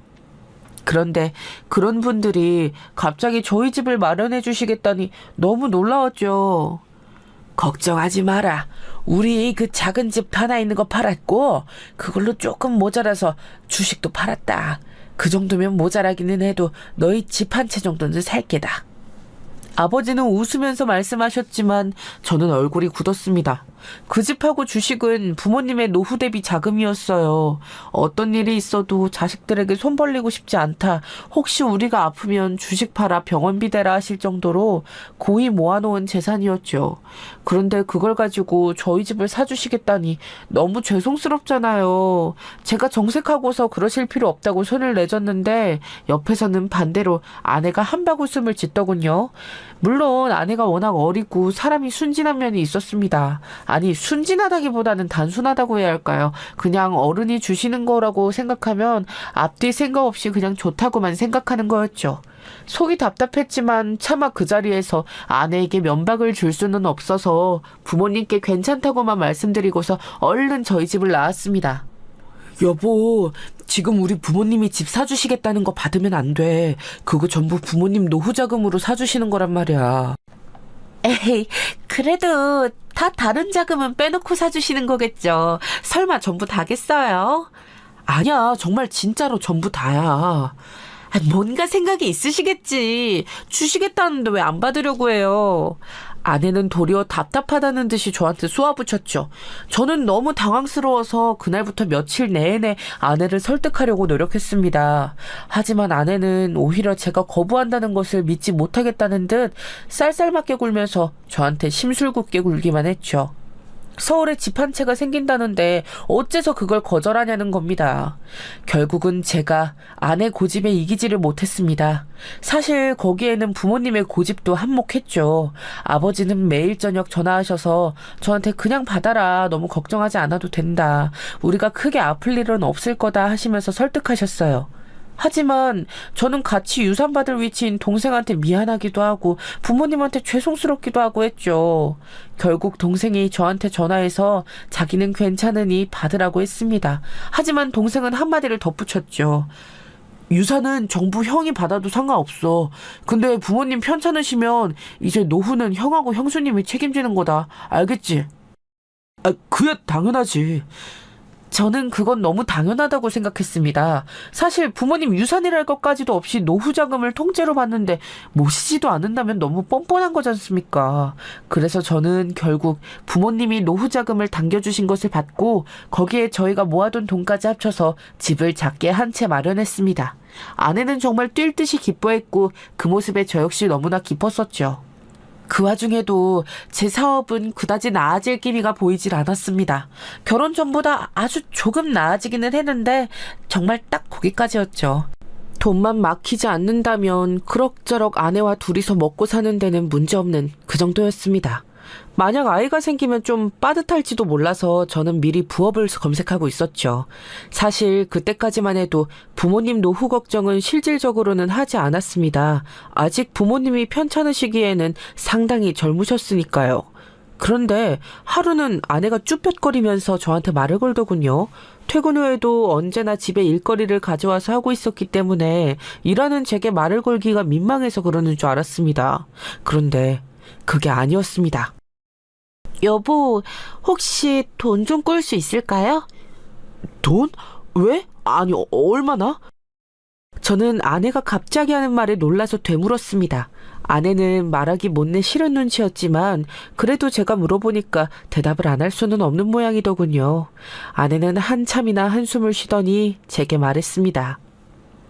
사실 우리 엄마가 빚을 져가지고 주식을 잘못했대요. 그걸 갚아줘야 할 것 같은데. 아니, 주식을? 빚까지 내서 하셨단 말이야? 저는 좀 놀랐습니다. 사실 장모님은 그냥 가정주부로 주식 같은 걸 하실 분은 아니실 것 같았어요. 젊은 시절에는 굉장한 멋쟁이의 미인이셨다고 들었는데 지금은 뭐 그냥 그러신 정도였고요. 그래서 아내가 장모님을 닮았다는 이야기도 많이 들었었는데 아무튼 그렇게 주식에 손을 댔고 심지어 빚까지 내서 주식 투자를 하셨다는 게 놀랍더라고요. 보통 가정주부들이 자기 용돈 정도는 주식에 넣어도 빚까지 내서 투자하는 건 쉽지 않은 일이지 않습니까? 제가 놀라는 눈치이자 아내는 한 번 더 한숨을 쉬었어요. 아내도 굉장히 난감한 눈치였습니다. 사실 우리 아빠 사업이 예전에는 잘 되었다가 중간에 기울었다고 얘기했었죠. 엄마는 맨날 그걸 다시 찾고 싶어하는 성향이 있거든요. 이번에 누구한테 말 듣고서 이 주식에 투자하면 분명히 대박 난다고 믿었나 봐요. 아, 뭐 그럴 수는 있지. 그럴 수는. 아내의 말을 듣고 보니까 약간 이해는 가더군요. 처가의 사업은 장인어른이 젊은 시절에 잘 되다가 중간에 꺾였다고 들었거든요. 사실 그 잘된 기간이 오래간 것도 아니고 그냥 잠깐 반짝했던 그 정도인 것 같았지만요. 그런데 장모님은 젊은 시절에 잠시 누리던 그 호사를 아무래도 잊지 못하겠는지 자꾸만 사업이든 주식이든 어떻게든 돈을 벌어오라고 장인어른을 그렇게 찔러댄다고 했어요. 결국은 주식까지 직접 손을 댔다가 말아먹은 것이었죠. 저는 사정을 대충 파악하고서 한숨이 나오더군요. 아내가 왜 그리 말하기를 망설였는지 알 것 같았습니다. 부모님이 빚을 져서 그걸 갚아드려야 한다는 것이 절대 말하기 쉬운 일은 아니었죠. 심지어 지금 제 사업도 휘청휘청하고 간신히 먹고만 산다는 것을 서로 잘 알고 있었으니까요. 그럼 얼마인데? 얼마 드리면 돼? 5천만 원이래요. 뭐? 5천? 세상에, 저는 몇백 정도로 생각하고서 어지간하면 그냥 드리려고 했습니다. 하지만 5천만 원을 빌려서 주식 투자를 망했다는 이야기에 말이 잘 안 나오려고 하더군요. 제가 멍하니 있자 아내가 당황하면서 손사래를 쳤어요. 그냥 달라는 건 아니고 빌려드리면 될 것 같아요. 이자도 쳐서 주신다고 하시니까 워낙 급해서 말이에요. 아내는 제게 상냥하게 빌듯이 말했고 저는 사랑하는 아내의 말에 또 한 번 그냥 넘어갔습니다. 사실 뭐 이자까지 주신다면 빌려드리는 거야 어려운 일은 아니었죠. 어렵다 어쨌다 해도 저도 사업체를 굴리는 사람이니까 여유자금 5천만 원 정도는 융통할 수 있었습니다. 그게 제 돈은 아니고 다른 곳에서 빌리는 돈이기는 했지만요. 장모님께 무사히 5천만 원을 융통해 드리고 나서 아내는 무척 안도하는 표정이었습니다. 장모님은 이자를 넉넉히 쳐서 주겠다며 한 달에 50만 원씩을 주신다고 하셨어요. 그런데 한 달에 50만 원이라니 별다른 수익 없는 장모님이 마련하기에는 그리 만만치 않은 돈일 것 같았지만 일단 알겠다고 했습니다. 저야 주시면 감사한 일이었으니까요. 그리고 장모님이 돈을 빌려간 첫 달, 둘째 달, 셋째 달까지는 이자가 제대로 들어왔습니다. 5천만 원 빌려드리고 50만 원을 받을 수 있다면 꽤 괜찮다고 생각했을 무렵 네 번째 달에는 장모님의 우는 소리가 담긴 전화가 왔고 그 달에는 이자를 40만 원만 달라고 했었죠. 도저히 돈을 다 긁어 모아도 50만 원이 절대 안 된다는 말씀을 하셨으니까요. 그리고 다음 달에는 20만 원으로 줄어들었고 그 이후에는 감감무소식이 되었습니다. 솔직히 화가 났습니다. 화가 났어요. 정말로요. 하지만 제가 화를 내보려고 해도 어리고 예쁜 아내가 장모님에 대해 얼마나 소중하게 생각하는지를 다시 생각해보면 도저히 화를 내는 말이 밖으로 나오지를 않았습니다. 장모님이 제 전화를 피했기 때문에 일단 아내한테 말을 전해야 했는데 그러면 아내가 얼마나 상심하겠습니까? 장모님의 금전적인 사정이 그만큼 안 좋다는 것도 알게 될 것이고 남편이 장모로부터 받을 이자에 집착한다는 것도 알게 될 것이니까요. 차마 아내가 마음 다치는 것까지는 보고 싶지 않아서 저는 장모님한테 이자 받는 것 자체를 포기했습니다. 차라리 제가 좀 손해보고 말지 싶었어요. 그런데 아내와 결혼한 지 2년이 되는 동안 임신이 잘 되지 않았습니다. 아내하고 저하고는 상당히 금슬도 좋았고 둘 다 건강한 사람이었는데도 임신이 안 되더라고요. 서로 임신하기 위해 노력도 많이 했습니다. 사실 아내는 아기를 별로 좋아하지 않았고 임신도 원하지 않았지만 제가 아이를 정말 원한다고 하자 고개를 끄덕였죠. 처음에는 아내가 딩크로 살자고 했으나 제 요구에 고집을 꺾어준 것이라 정말 고맙게 생각했습니다. 하지만 계속해서 아이가 생기지 않아서 정말 이상했어요. 결혼 후 1년째 될 때부터 병원도 정말 숱하게 다녔습니다. 여기저기. 혹시 이 병원에서 우리 몸에 문제가 있는 걸 발견하지 못한 건 아닐까, 다른 병원으로 가볼까, 이런 생각을 하면서 병원을 찾아다녔죠. 아내한테 한약도 사다 주고 별짓을 다 했지만 효과는 없었습니다. 아내는 결국 자기한테 문제가 있는 것 아니냐면서 울어버렸고 저는 병원에 다니고 약을 사는 것을 중지했습니다. 아무래도 임신을 하라고 아내한테 종용을 하는 꼴이 되는 것 같아서 저 자신도 좀 스트레스를 받았거든요. 둘 다 건강한데 임신이 안 된다면 분명히 조금 더 기다리면 임신이 될 거다. 아직 아기가 우리에게 찾아올 때가 안 되어서 안 되고 있는 거다라고 생각하면서 마음을 넉넉히 가지려고 애썼습니다. 다 좋았어요. 다 좋았습니다. 제 사업은 근근이라도 버티고 있었고 조금씩 발전은 해나가고 있었죠. 임신은 안 되었지만 어쨌든 마음 편히 먹고 노력해보자는 것으로 합의가 되었고 저와 아내의 사이는 좋았습니다. 장모님 쪽에서도 더 이상 돈 빌려달라는 말씀이 없으신 것을 보니 최소한 더 이상의 문제는 없는 것 같았고요. 그런데 항상 불행은 갑작스럽게 찾아오죠. 저희 부모님이 갑자기 병을 얻으셨습니다. 어머니는 허리에서 디스크가 터져 수술을 하셔야 했고 아버지는 암을 얻으셨죠. 다행히도 아버지의 암은 초기에 발견하여 잘 치료하면 괜찮을 거라는 진단을 받았습니다. 다만 어머니의 허리 디스크 수술은 상당히 큰 수술이라 오래 누워 계셔야 하는데 아버지가 어머니의 간병을 해주시기에는 상당히 무리가 있었던 겁니다. 두 분 모두 편찮으신데 한쪽이 다른 쪽에 간병을 한다는 것은 도무지 말도 안 되는 이야기였죠. 동생은 원래 부모님과 살고 있었지만 취업하여 지방으로 내려간 상태였습니다. 당시 제가 염치불구하고 동생한테 전화를 하기도 했었어요. 지사에 발령받아 간 상태인 동생이 본사로 돌아오면 집에서 출퇴근하면서 부모님을 모실 수 있었거든요. 제가 전화를 해서 그런 말을 하니까 하지만 동생은 냉정하게 말했습니다. 형, 이런 때를 위해서 부모님 노후자금 받은 거 아니었어? 형하고 형수님이 책임져야지. 지금 부모님 돈 없어서 제대로 된 간병인도 못 데려올 거 아니야. 그래, 그건 그렇지. 솔직히 할 말도 없고 면목도 없더군요. 저는 아직 거기까지는 생각하지 못한 상태였어요. 그저 부모님이 조금 편찮으시구나 딱 그 정도까지만 생각하고 있었죠.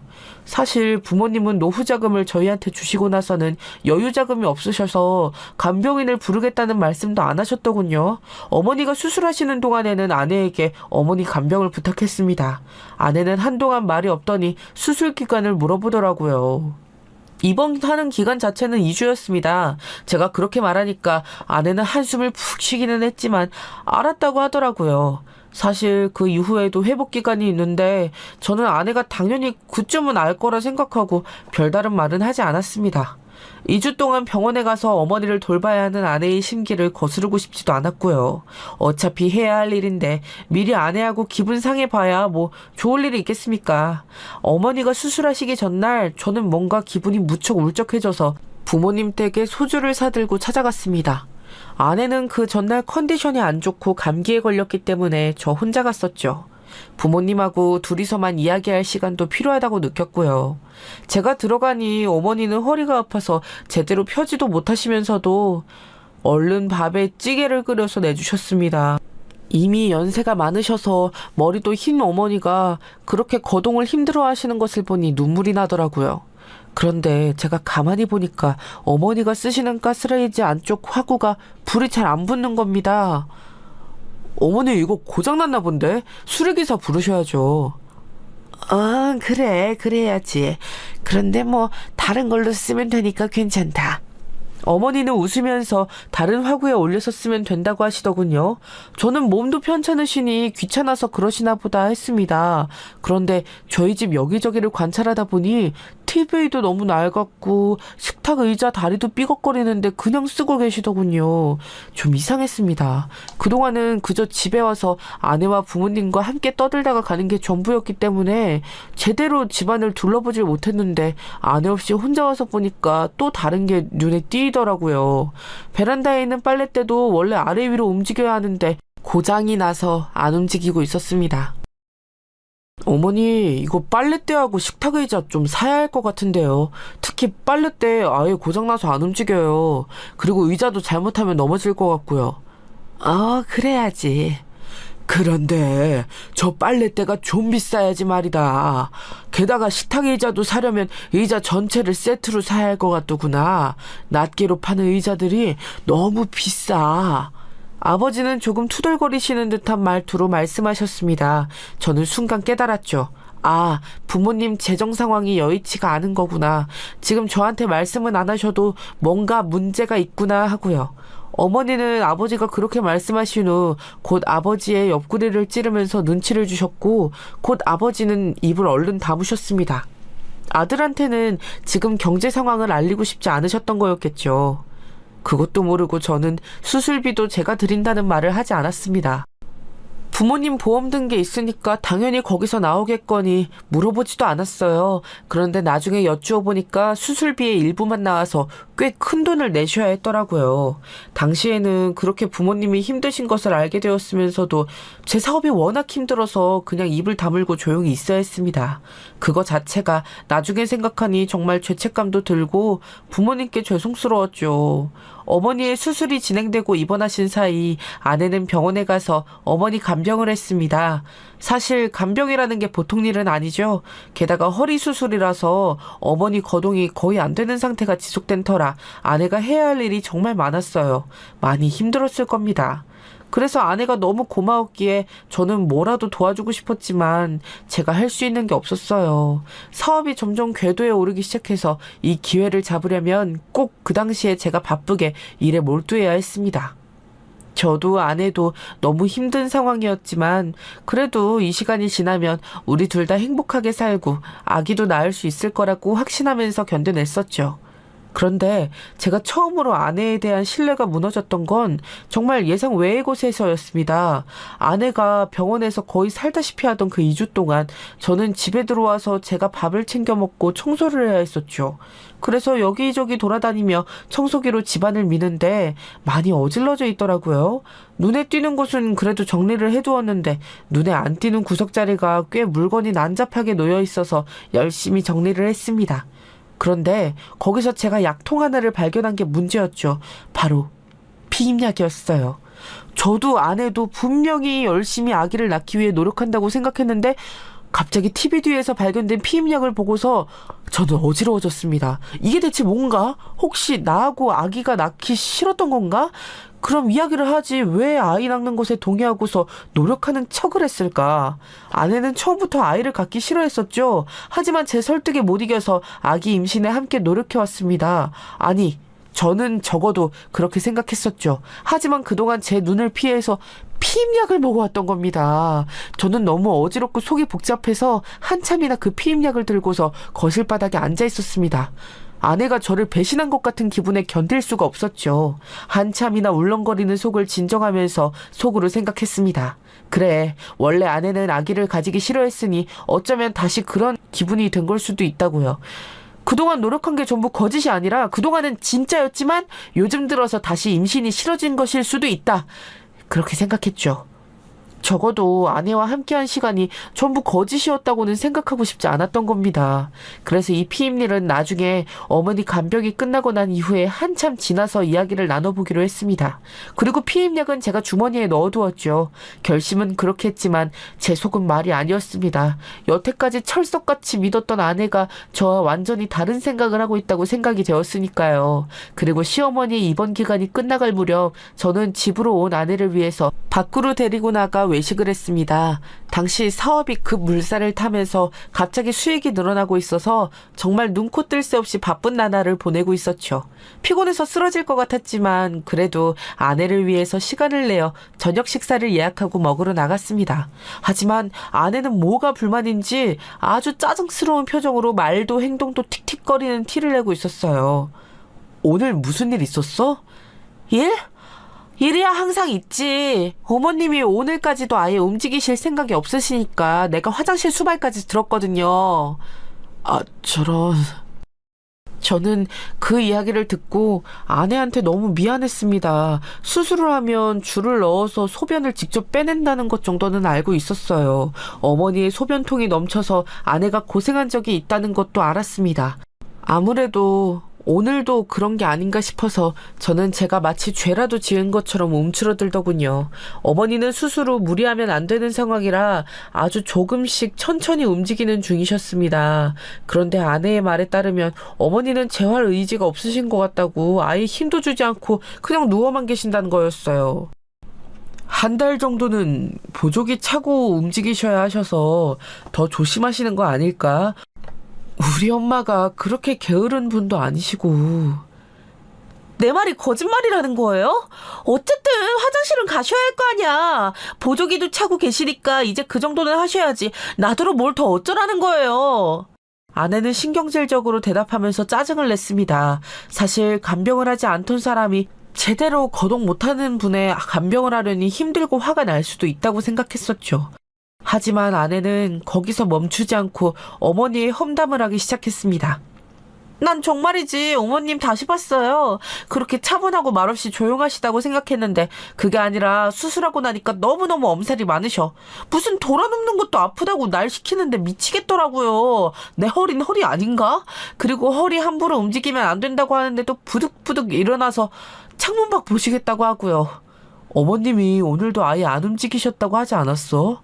아니 그게 아니라 꼭 해야 하는 건 안 하시고 안 해도 되는 건 하신다니까요. 아내는 어머니에 대해서 험담을 늘어놓으면서 화를 냈습니다. 저는 중간중간 끼어들어서 저희 어머니가 그런 사람이 아니라고 말하고 싶었지만 가뜩이나 화가 난 아내를 자극할까봐 자제해야 했죠. 하지만 아내가 말을 할수록 저는 아내에 대한 실망감이 쌓여갔습니다. 아내가 간병을 길게 한 것도 아니었어요. 딱 2주 병원에서 어머니 도와드린 것 뿐이었습니다. 게다가 간호사나 간호조무사들이 많이 도와줬을 거고요. 그런데 이렇게까지 어머니에 대해서 험담을 하고 헐뜯다니 그것도 제 앞에서 말입니다. 피임약 일까지 생각이 나면서 결국 이런 여자였나 하는 생각까지 들더군요. 물론 아내가 지금 피곤하고 힘들어서 그러리라는 생각 역시 했지만 말입니다. 그런데 거기서 어려운 말도 꺼내야 했죠. 저는 아내가 화가 나 있지만 할 말은 해야겠다 싶어서 조심스럽게 입을 열었습니다.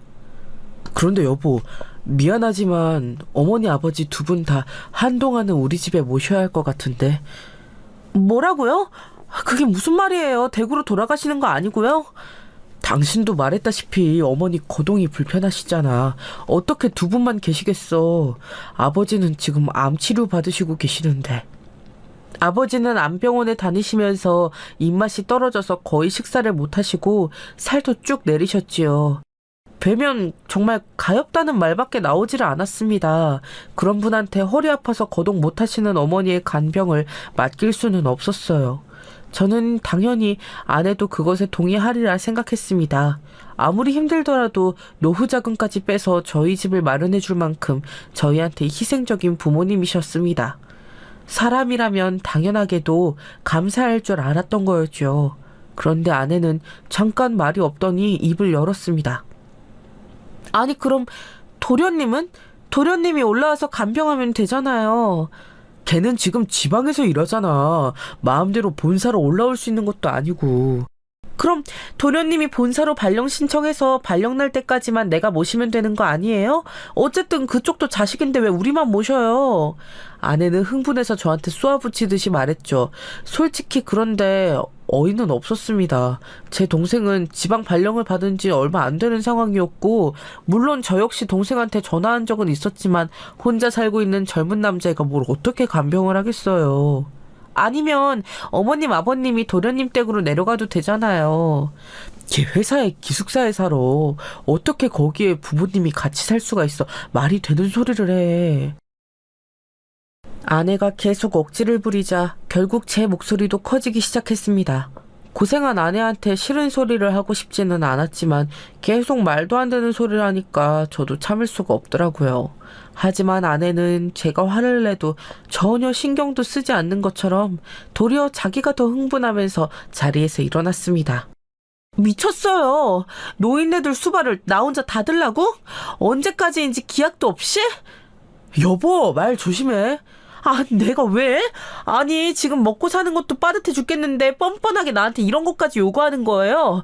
정말 당신 양심이 있어요, 없어요? 그 아픈 노인네들 죽는 날 받아놓은 것도 아닌데 언제까지 모시라는 거예요? 그 수발을 나더러 다 들라는 거예요, 지금? 차라리 죽는 날이나 받아놨으면 끝이나 있지. 아내는 소리를 지르면서 자리에서 일어나 곧장 식당 밖으로 나가버렸습니다. 주변 사람들의 시선이 저한테로 몰려서 민망해 미치겠는데 만만찮게 또 화도 나더군요. 머리가 터질 것처럼 화가 나서 저는 쫓아나갔지만 아내는 어느새 택시를 잡아 타고서 가버린 이후였습니다. 저는 차를 타고서 집으로 돌아왔지만 그날 밤 아내는 집으로 돌아오지 않았습니다. 화가 났다는 것을 표현하기 위해서 시위하는 거겠죠. 하지만 그날 아내가 집으로 돌아오지 않는 동안 저는 머리를 식히고 생각해 볼 시간을 가질 수 있었습니다. 생각을 할수록 이건 아니라는 판단이 들더군요. 부모님은 저희 집을 해주시려고 노후자금까지 빼주셔서 집안 가구를 바꾸는 것도 망설여질 정도로 빠듯하게 살고 계셨습니다. 그런데 간병 좀 했다고 그리고 수술을 좀 모신다고 해서 저렇게 막말을 뱉는 여자를 아내로 두어도 괜찮은 것일까 하는 생각이 들더군요. 게다가 피임약을 봐서는 저의 아이를 가질 생각조차 없는 거고 부모님 몇 달 모시는 것조차 동생한테 밀어버리려고 하는 것이고 일단 집을 마련했으니 부모님 따위는 어떻게 되어도 괜찮다는 것 같았죠.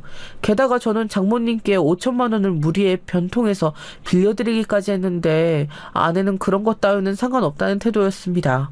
그동안 장모님으로부터 더 이상 이자는 한 푼도 오지 않았지만 아내는 거기에 대해서 미안해하지도 않았죠. 아무래도 이건 아닌 것 같다는 생각이 들더군요. 애초에 피임약을 발견했을 때부터 부부간 신뢰가 무너진 듯한 느낌이 들었습니다. 게다가 부모님께 죽는 날 운운하면서 막말을 내뱉은 것을 되새길 때마다 등골에서 식은땀이 흐를 정도로 화가 나더군요. 장모님께 빌려드린 5천만 원은 계좌이체를 하면서 증여에 걸리지 않아야 하기 때문에 차용증을 써놓은 게 천만다행이라는 생각까지 들었습니다. 아내는 더 이상 제 아내가 아닌 듯한 느낌이 들어 이제는 갈라서야 하는 게 아닌가 하는 생각까지 들었거든요.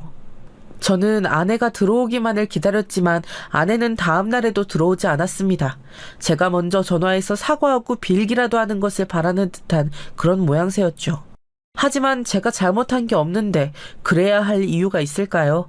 점점 더 제 안에 분노가 쌓여가고 있는데 이튿날 동생한테서 전화가 왔습니다.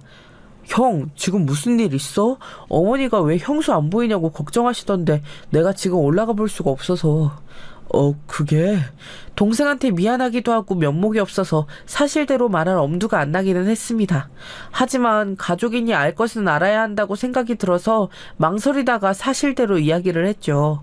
동생은 한참 제 이야기를 듣다가 그럴 줄 알았다는 듯이 혀를 찼습니다. 아니, 형수 좀 욕심 있어 보여서 그럴 것 같기는 했어. 그래? 난 왜 몰랐던 걸까? 형수가 형 신분증이랑 통장 이런 거 다 관리하지 않았어?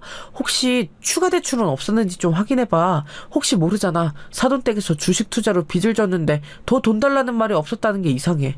원래 주식 투자 그런 식으로 하는 사람들 거의 도박처럼 중독되어서 계속한단 말이야. 동생의 걱정스러운 충고에 저는 설마 그래도 그렇게까지 했으려나 싶기는 했습니다. 아내는 욕심 많고 심술궂은 면이 있기는 하지만 금전적으로 함께 사는 남편의 뒤통수를 그렇게까지 칠 사람은 아니라고 믿고 싶었으니까요. 그래도 혹시 몰라서 어떻게 될지 사람 일은 알 수 없는 거니까 제 금융 상태를 조회해 보았습니다.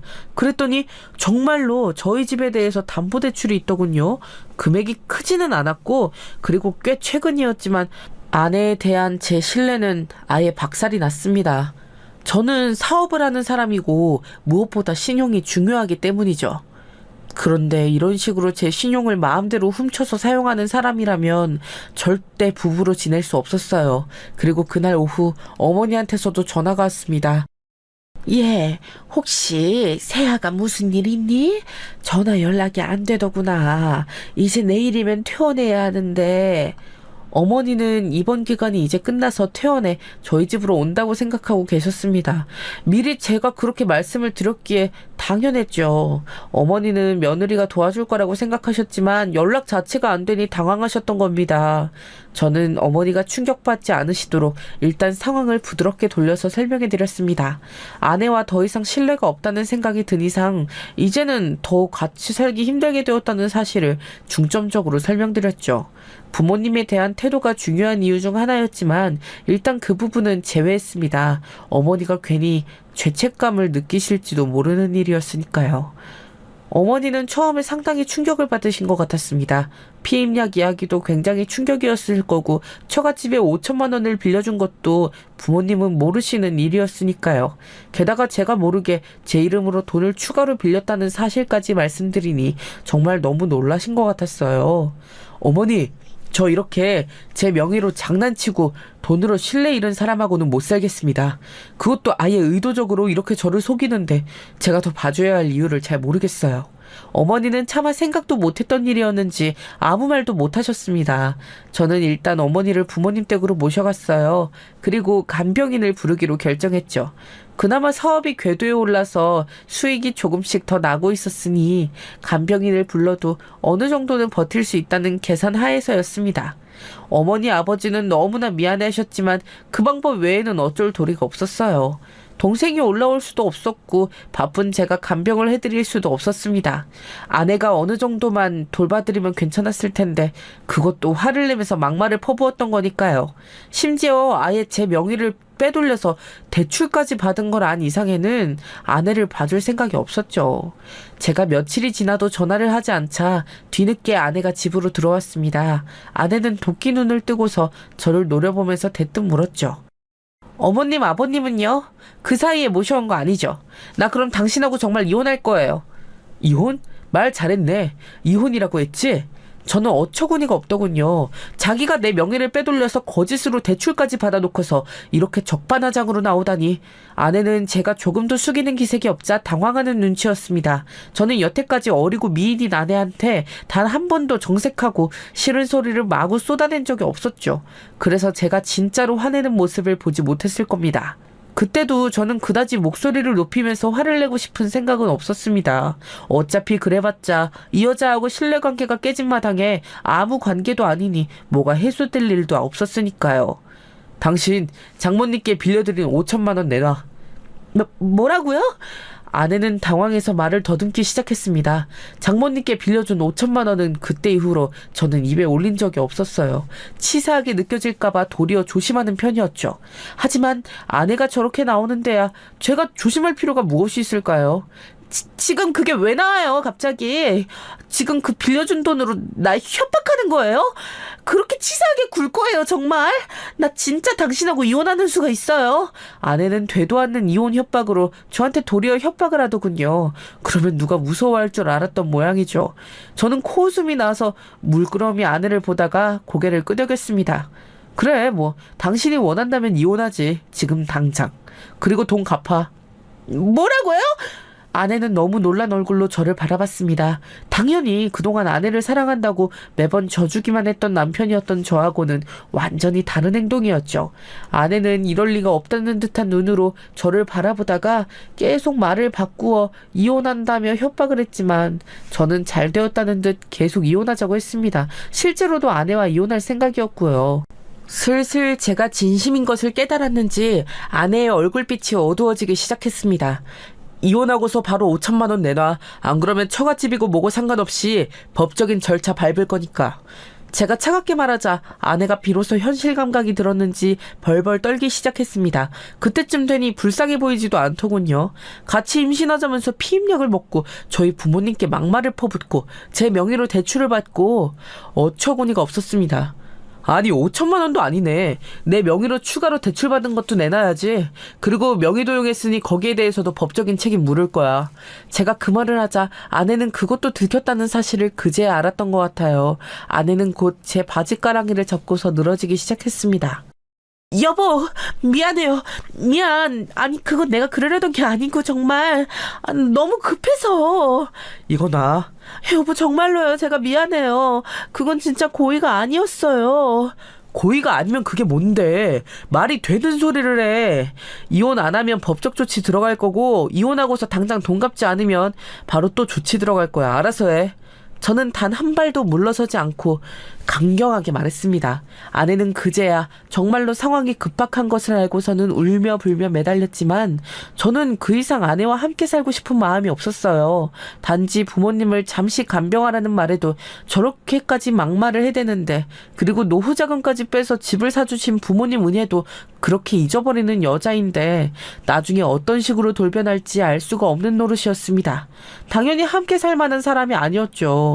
아내는 며칠 동안이나 계속해서 울면서 저한테 매달렸지만 저는 그녀를 못 본 척했습니다. 제가 퇴근할 때마다 정성을 다한 밥상이 차려져 있었고 곱게 화장을 한 아내가 제 팔에 매달리면서 다시 생각해달라고 애원했지만 저는 결정을 바꿀 생각이 없었어요. 결국 아내는 이제 제 마음이 완전히 돌아섰다는 것을 깨닫고 이혼 후 돈을 갚을 시간적 여유만이라도 달라고 애원했죠. 저는 유예기간을 주겠지만 반드시 한 달에 얼마씩 꼬박꼬박 갚아나가야 한다는 조건을 달았습니다. 만약 돈이 안 들어오면 바로 문제 삼겠다고요. 아내는 알겠다면서 결국 저와 이혼 절차를 밟고서 집에서 짐을 싸서 나갔습니다. 저는 이후 부모님을 집으로 모셔와서 함께 살고 있습니다. 부모님 댁은 팔고서 아버지 명의로 현금을 모아두었고요.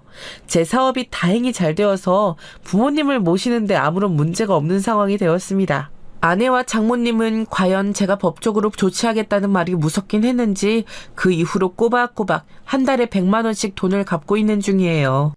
솔직히 이혼하지 않고 아내와 행복하게 살았다면 가장 좋았을 겁니다. 하지만 그런 사람과 길게 살 수는 없었어요. 여러분도 곁에 있는 사람을 너무 믿지 마시고 언제나 객관적으로 냉정하게 다시 생각해 보시기를 바랍니다.